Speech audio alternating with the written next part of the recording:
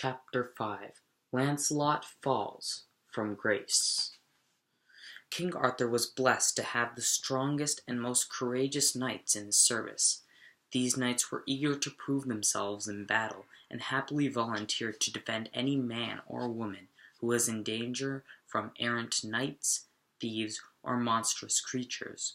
Whenever they set out on an adventure, the knights were sure to meet with villains who were jealous of their noble king and wanted revenge. Of all the illustrious knights that served King Arthur, Lancelot was ranked far above the others. This knight's feats astounded his peers and won the love and admiration of King Arthur and Queen Guinevere. In the king's eyes, Lancelot could do no wrong, but Lancelot's love of rewards and his unlawful love of Guinevere stood between him and the highest honor accorded to a knight, beholding the mysteries of the Holy Grail. Lancelot's attachment to fame and glory would be his undoing, but his failings would also produce one who he could truly call himself a holy knight. One day, when the king and his knights were sitting down to a feast, a hermit came to them. Looking around the table, the hermit fixed his gaze on the empty seat, the Siege Perilous. He asked the king why the seat was vacant. It said that the Siege Perilous is reserved for one man only. Any other man who tries to sit in the seat is in danger of losing his life, Arthur told the hermit. Indeed, the hermit replied, this is true, and the one who is destined to sit in the Siege Perilous will soon be born. The man who will father this holy child is a great knight, but his son will be greater still. By the child's virtue he will receive the Holy Grail. Lancelot was stirred by the hermit's words. He left the castle in search of adventures that would prove that he was the greatest knight in the king's service. He had not ridden very far when he came to the city of Corbin. A small group of townspeople called for his aid. They told him that there was a lady held prisoner in the castle tower close by. This lady was being tortured because two wicked queens were jealous of her beauty. One of the queens was very powerful, sorcerer Morgan Le Fay, half-sister to King Arthur. The townspeople led Lancelot to the castle tower. He climbed up to the lady's chamber and found her in a room filled with steam. The wicked queens had arranged for the woman to be scalded by boiling water. They had decreed that only the best knight could save her. Lancelot escorted the lady from the chamber and outside the tower. She expressed her gratitude and begged Lancelot to accompany her to a chapel, where she could give thanks for her release. After they had prayed at the chapel, Lancelot and the lady were addressed by a group of villagers who lived near the chapel. Please save us from the serpent. The horrible creatures live in the tomb near our village. It has killed many of our people, they cried. Lancelot agreed to help them. When he stood in front of the tomb, he read the inscription that was written in gold letters on the stone covering. When a leopard of royal blood comes, the serpent will be slain. This leopard's son will achieve an honor for which no other knight on earth is worthy. Here is the fight between. Here are the holy letters that are engraved in the tomb.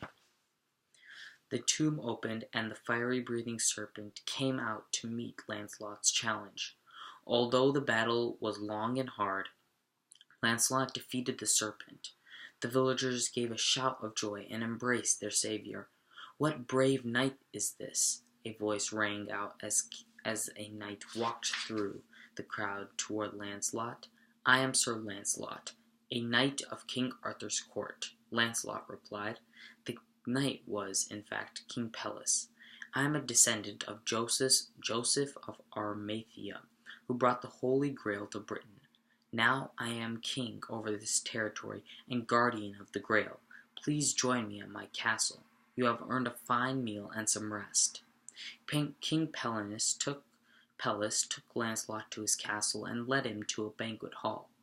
After Lancelot had taken a seat, a dove flew through a window. It carried in its beak a small perfume bottle, from which rose the fragrance of frankincense and myrrh.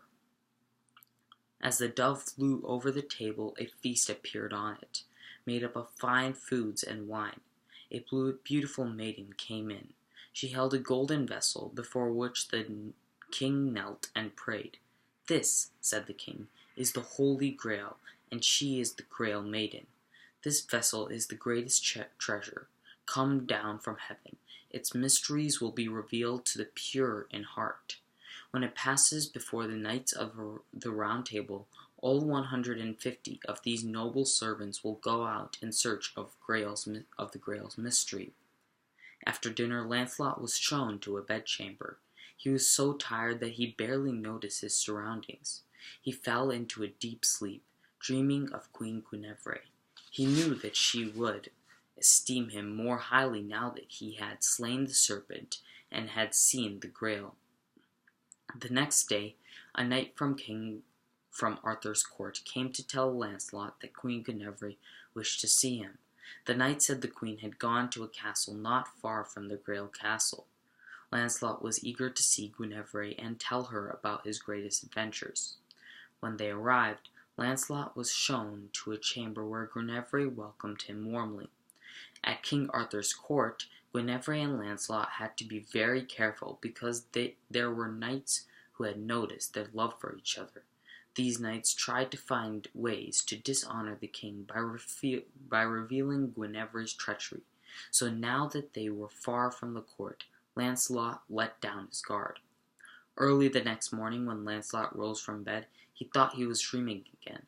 Instead of Guinevere, a different, beautiful woman was sleeping peacefully beside him. When he realized that he was not dreaming, he was furious. His anguished cry woke the woman. Lancelot lifted his sword, but she pleaded for mercy. "I am Elaine, King Peleus' daughter. Last night we made a child. He is destined to be the purest knight, the only one who will be able to achieve the Holy Grail." Lancelot forgave Elaine and quickly left the castle, but he was disturbed by the trickery.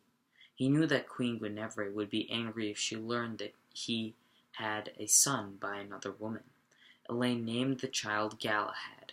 Soon after his birth, the news traveled throughout the country. Eventually, Guinevere heard that Lancelot had fathered the child. She summoned Lancelot and accused him of treachery.